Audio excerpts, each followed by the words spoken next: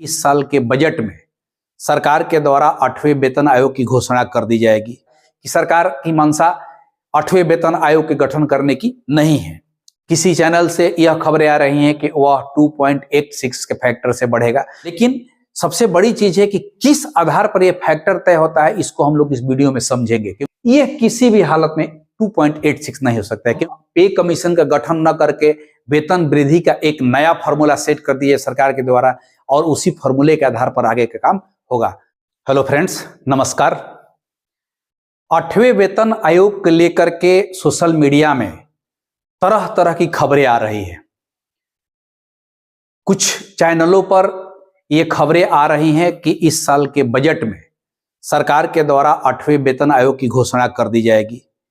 कुछ चैनलों पर यह स्पष्ट किया जा रहा है कि सरकार के द्वारा इस प्रकार की कोई भी योजना 8वें वेतन आयोग से लेकर के नहीं की जा रही है। अभी कुछ ही दिन पहले सदन में पूछे गए एक सवाल के जवाब में वित्त राज्य मंत्री के द्वारा यह स्पष्ट कर दिया गया था कि 8वें वेतन आयोग के गठन से संबंधित कोई भी प्रस्ताव विचाराधीन नहीं है। यानी कि स्पष्ट हो गया कि कोई भी प्रस्ताव या कोई भी गठन 8वें पे कमीशन को लेकर के किसी भी फिटमेंट कमेटी का गठन करने का कोई प्रस्ताव सरकार के विचाराधीन नहीं है। इससे स्पष्ट हो गया कि सरकार की मंशा 8वें वेतन आयोग के गठन करने की नहीं है। लेकिन विगत कुछ दिनों में, अभी हाल के दिनों में हमारे ट्रेड यूनियन, हमारे कर्मचारी यूनियन के द्वारा जो सरकार के साथ बैठकें हुई और उसमें जो वार्ते हुए, उस वार्ता के बाद ऐसी उम्मीद लगाई जा रही है, ऐसी संभावना व्यक्त की जा रही है कि हो सकता है कि इस साल फरवरी में पेश होने वाले बजट वित्तीय वर्ष 25-26 में फिटमेंट कमेटी यानी कि वेतन आयोग के गठन की बात हो जाए या घोषणा हो जाए। वैसी स्थिति में अब हम लोग को चूंकि यह संभावना बताई जा रही है कि हो सकता है कि इस वर्ष पेश होने वाले बजट में 8वें वेतन आयोग पर फिटमेंट कमेटी का गठन हो जाए या उसकी घोषणा हो जाए। तो वैसी स्थिति में अगर मान लीजिए कि घोषणा हो जाता है तो वैसी स्थिति में वर्तमान 7th पे कमीशन के पे स्ट्रक्चर और आने वाले 8th पे कमीशन के पे स्ट्रक्चर में क्या फर्क होगा, कितना का अंतर होगा और कितना लाभ होगा, आगे इसको हम लोग डिटेल समझेंगे। क्योंकि इसमें सबसे बड़ा इंपॉर्टेंट पॉइंट होता है उसका जो फैक्टर होता है कि बेसिक सैलरी को कितना फैक्टर से बढ़ाया जाए। तो कोई इसमें कहीं से खबर आ रही है कि आपका जो फिटमेंट फैक्टर है वह फैक्टर 1.92 गुना बढ़ेगा। कहीं कोई किसी चैनल से यह खबरें आ रही हैं कि वह 2.86 के फैक्टर से बढ़ेगा। तो इन सारी बातों पर हम लोग चर्चा करेंगे और एक तुलनात्मक हम लोग एक चार्ट बना करके देखेंगे कि अगर 8 पे कमीशन लागू होता है तो उस कंडीशन में कर्मचारियों को क्या क्या फायदा होने वाला है, कितना फायदा होने वाला है। तो सबसे पहले तो ये आपको जानकारी होनी चाहिए कि कोई भी वेतन आयोग जब गठित होता है तो कम से कम 1.5 से 2 साल लग जाता है उसको अपना पूरा स्ट्रक्चर तैयार करके सरकार को रिपोर्ट सौंपने में। जैसे पिछला 7th पे कमीशन था, 7th पे कमीशन में 2014 में कमेटी गठित हुई थी और 2016 में आकर के कमेटी ने अपना रिपोर्ट दिया वित्त विभाग को और तब सरकार के द्वारा नोटिफिकेशन जारी करके 1/1/16 से 7th पे कमीशन को लागू किया गया था। और उस समय 2.57 के फैक्टर में आपका बेसिक सैलरी में वृद्धि की गई थी। तो उसके हिसाब से कुछ चैनलों के द्वारा यह बताया जा रहा है कि इस बार 2.86 होगा, कोई कह रहा है कि 1.92 होगा। लेकिन सबसे बड़ी चीज है कि किस आधार पर यह फैक्टर तय होता है, इसको हम लोग इस वीडियो में समझेंगे क्योंकि वो टेक्निकल चीज है। तो आइए हम लोग एक चार्ट से समझते हैं कि पहले 7th पे कमीशन का जो गठन हुआ उस समय जो फैक्टर था और इस बार जो गठन होने वाला है उसमें फैक्टर क्या होगा, एक्चुअल में फैक्टर क्या होना चाहिए। इन सारी बातों को हम लोग एक चार्ट बना करके समझते हैं। तो आइए बोर्ड पर हम एक चार्ट बनाते हैं और चार्ट के माध्यम से हम लोग इसका एक्सप्लेनेशन देखते हैं। तो देखिए, ये है हमारा 7th पे कमीशन का एक स्ट्रक्चर। हमने सबसे न्यूनतम बेसिक सैलरी को लिया है। तो आप देखिएगा 7th पे कमीशन का जो पे मैट्रिक्स बना हुआ है उसमें सबसे न्यूनतम वेतन है 18,000 बेसिक। तो हम उसी को एग्जाम्पल के रूप में लेकर के आपको समझाने का प्रयास कर रहे हैं कि जैसे 1/1/16 से जब लागू हुआ उस कंडीशन में सबसे बेसिक सैलरी न्यूनतम था 18,000 रुपया, ठीक है। अब आज के डेट से ही अगर मान लेते हैं कि आज के डेट में ही कोई व्यक्ति 18,000 रुपया में ज्वाइन करता है तो उसको 53% डीए मिलेगा 9,540 रुपया। 10% हाउस रेंट मिनिमम मान लीजिए, क्योंकि ये शहर टू शहर, city to city, place to place differ करता है, तो उसको हम मिनिमम 10% मान के चलते हैं। तो मुख्य रूप से बेसिक पर मिलने वाला यही दो चीज, इसके अलावा मेडिकल अलाउंस भी होता है लेकिन वो फिक्स रहता है कि 1,000 या 2,000 जिस सरकार में जैसे है। तो उसको छोड़ करके अगर हम देखते हैं तो कुल मिलाकर के एक व्यक्ति को न्यूनतम बेसिक 18,000 वाले को टोटल पैसा बनता है आज के रेट में 29,340 रुपया। अब वही चीज हम लोग ये 8वें वेतन आयोग में आएंगे तो निश्चित रूप से उसका जो शुरुआत होगा 1/1/2026 से, चूंकि हर 10 साल को वह लागू होता है। तो पिछला जब 1/1/16 से काउंट हुआ है तो वहां से ठीक 10 साल बाद 1/1/26 से वो लागू होगा। यानी कि अगर आज के डेट में मान लीजिए कि जनवरी 25 है तो ठीक 1 साल बाद, ठीक है। अब यहां देखिए, अब वहां पर जब हम चलते हैं तो 2 फैक्टर की हम बात करते हैं, जैसा कि सोशल मीडिया के माध्यम से विभिन्न चैनलों पर यह बताया जा रहा है कि कोई कहता है कि उसका जो मल्टीप्लिकेशन फैक्टर होगा 1.92 होगा, कोई कहता है कि 2.86 होगा। तो ये हम बाद में डिस्कस करेंगे कि एक्चुअली में सरकार अगर करेगी तो क्या करेगी और किस आधार पर होता है, पहले समझ लीजिए। अगर 1.92 हमारा फैक्टर रहता है तो यही 18,000 का बेसिक जो है 34,560 रुपया हो जाएगा, और उस तिथि को यानी कि 1/1/26 को जो हमारा डीए होगा वह 0 होगा। जैसा कि आप सबको पता है कि जैसे ही कोई नया पे कमीशन का गठन होता है तो जिस तिथि से वह लागू होता है उस तिथि को डीए 0 कर दिया जाता है, तो उस समय 0 हो गया। लेकिन हाउस रेंट इस बेसिक पर आपका 10% मिलेगा, तो उस हिसाब से 38,016 रुपया, यानी कि जिस व्यक्ति को 7th पे में 29,340 रुपया मिल रहा है उस व्यक्ति को 38,016 रुपया टोटल वेतन हो जाएगा। अब अगर मान लीजिए कि आपका फैक्टर 1.92 ना होकर के 2.86 होता है तो ठीक 18,000 के बेसिक में आप 2.86 से गुना कीजिएगा तो 51,480 रुपया बनता है। फिर वहां पर डीए 0 हो जाएगा, लेकिन जो A4 होगा इसका 10% होगा 5148 रुपया, यानी कि 56,628 रुपया। तो यह स्ट्रक्चर है 8वें वेतन आयोग का अगर लागू होता है तब। अब सवाल उठता है कि 1.92 होगा कि 2.86 होगा। यह सबसे बड़ी बात है कि इसको समझने की जरूरत है।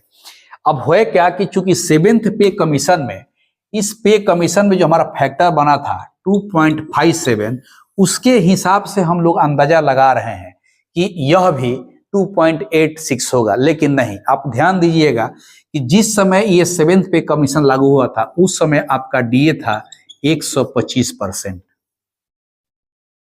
अब उस कंडीशन में चूंकि महंगाई भत्ता के एडजस्टमेंट से ही आपका अगला पे कमीशन बनता है, तो उस कंडीशन में आपका 125% जो था उसका अगर फैक्टर निकालिएगा तो लगभग यही फैक्टर आएगा। क्योंकि मान लीजिए कि किसी का बेसिक सैलरी था, मान लीजिए कि 10,000, एग्जाम्पल के रूप में मान लीजिए कि बेसिक सैलरी किसी का, यहाँ नहीं, यहाँ दिखाते हैं, मान लीजिए कि किसी का बेसिक सैलरी था 10,000 रुपया, ठीक है।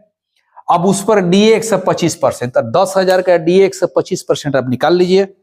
देखिए अब इसका 125% डी निकलेगा तो 12,500, इस तरह से यह 22,500 रुपया इसका टोटल बनता था। अब इस कंडीशन में अगर वह फैक्टर के हिसाब से हम देखते हैं कि यह कितना गुना हो गया, जो हमारा बेसिक 10,000 था वह 22,500 रुपया हो गया, तो कितना गुना बढ़ गया। यहाँ भाग लगा कर देख लीजिए कि 22,500 में आप 10,000 से गुना कर दीजिएगा, 10,000 से भाग लगा दीजिएगा, तो देखिए ये कट गया, ये कट गया, तो बच गया कितना 2.25। इस कंडीशन में भी आपका अगर फैक्टर आता तो 2.25 जो वहां बना था 2.57।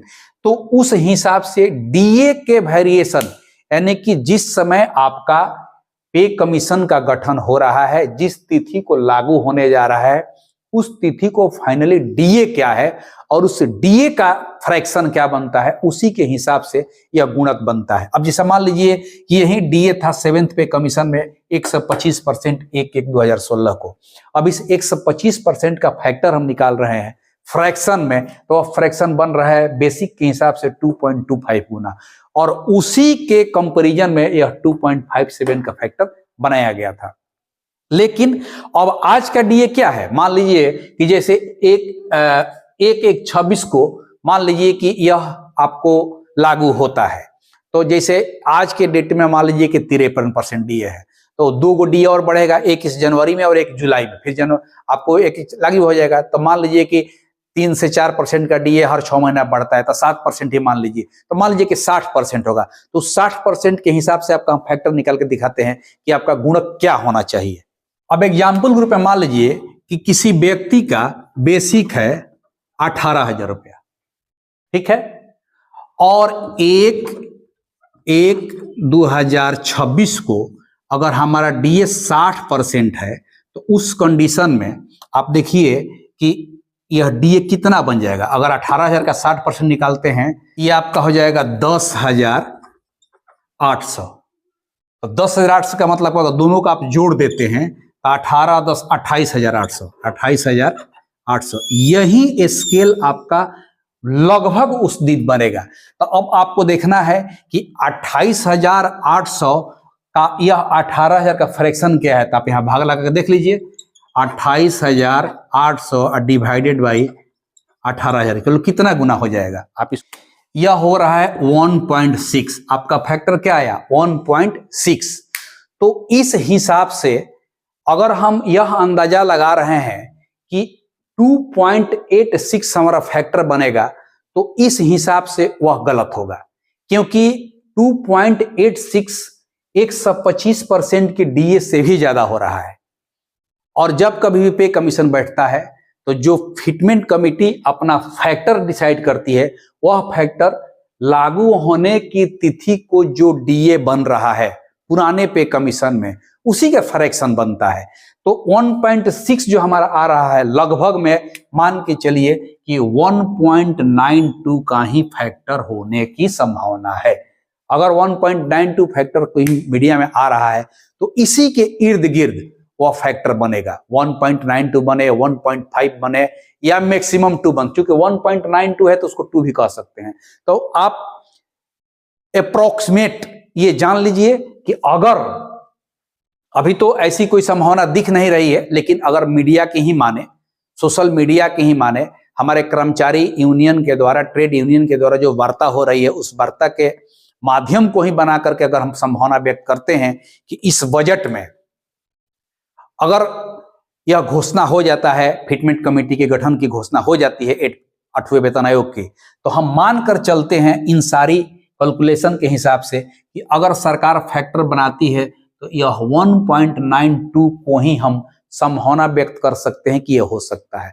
अब यह 1.92 है, लगभग 2 हो सकता है, 1.67 हो सकता है, 1.8 हो सकता है, लेकिन यह किसी भी हालत में 2.86 नहीं हो सकता है, क्योंकि आज के डेट में हमारा जो डीए है वो मैक्सिमम लागू होने की तिथि तक 60% से ज्यादा नहीं जाएगा, क्योंकि जिस हिसाब से हर 6 महीने पर डीए बढ़ता है तो कितना बढ़ता है 3%, 4% या अधिक से अधिक 5%। तो उसी के अप्रोक्स में मान लीजिए कि इस जनवरी में बढ़ता है 3% और आपको जुलाई में बढ़ता है 4%, 4 3 7%, अभी 53% है, तो कुल मिलाकर के आपका 60% हुआ। तो 60% के हिसाब से ही कैलकुलेशन करके निकालते हैं। तो अगर हम अपना ही केवल मोटा मोटी फ्रैक्शन निकालते हैं तो 1.6 आता है। इससे स्पष्ट होता है कि अगर 8वां वेतन आयोग लागू होता है तो उसमें फिटमेंट कमेटी के द्वारा जो फैक्टर डिसाइड किया जाएगा वह फैक्टर इसी के इर्द गिर्द घूमेगा। 1.92 हो सकता है, 1.8 हो सकता है, 1.7 हो सकता है, 1.6 हो सकता है, इससे अधिक होने की संभावना नहीं है। तो हम मान कर चले कि यह फैक्टर कभी नहीं होगा। ठीक है, तो जो भी हो, अब हम लोग को यह इंतजार करना है, चूंकि अब अगला बजट पेश होने में बहुत दिन का समय नहीं बचा है, महज 15 दिन समय बचा हुआ है। 1 फरवरी को बजट पेश होगा और उसमें जो भी अटकलें हैं वो साफ हो जाएगी कि यह लागू होने जा रहा है कि लागू नहीं होने जा रहा है, या ऐसा भी हो सकता है कि अब पे कमीशन का गठन न करके वेतन वृद्धि का एक नया फॉर्मूला सेट कर दिया सरकार के द्वारा और उसी फॉर्मूले के आधार पर आगे का काम होगा। तो एनीवे आने वाला समय बताएगा। फिर भी अगर इस तरह का वीडियो आपको अच्छा लग रहा है, ये कैलकुलेशन समझ में आ रहा है, तो आप इस चैनल को सब्सक्राइब कीजिए, लाइक कीजिए और कमेंट बॉक्स में जरूर लिखिए ताकि हम उसके हिसाब से अपने आप को सुधार कर सकें। नमस्कार।